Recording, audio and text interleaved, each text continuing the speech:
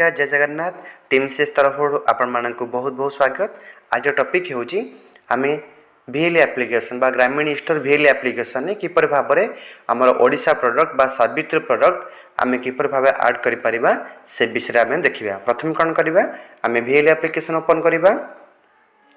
या परे आपनक register mobile number एवं पासवर्ड दे आपण लॉगिन ऑप्शन क्लिक करिवे।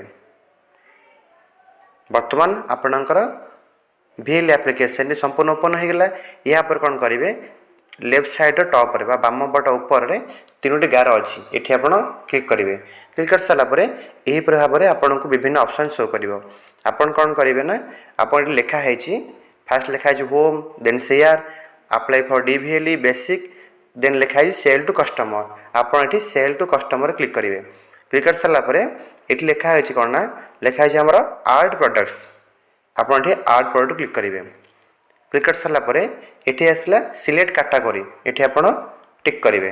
टिक कर सारापर फास्ट ऑप्शन अच्छी वन ब्रांड्स ये आप टिक करेंगे।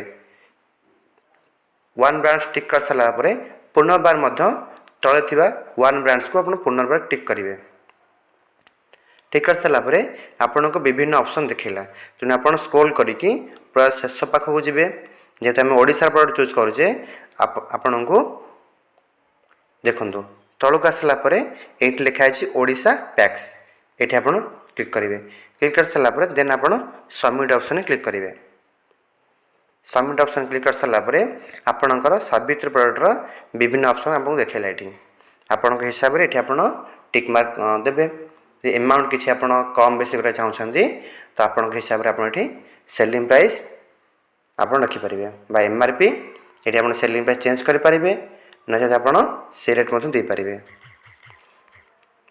मुझे बर्तमान सेलिंग प्राइस चेंज कली कर सारापर आप कौन करेंगे ना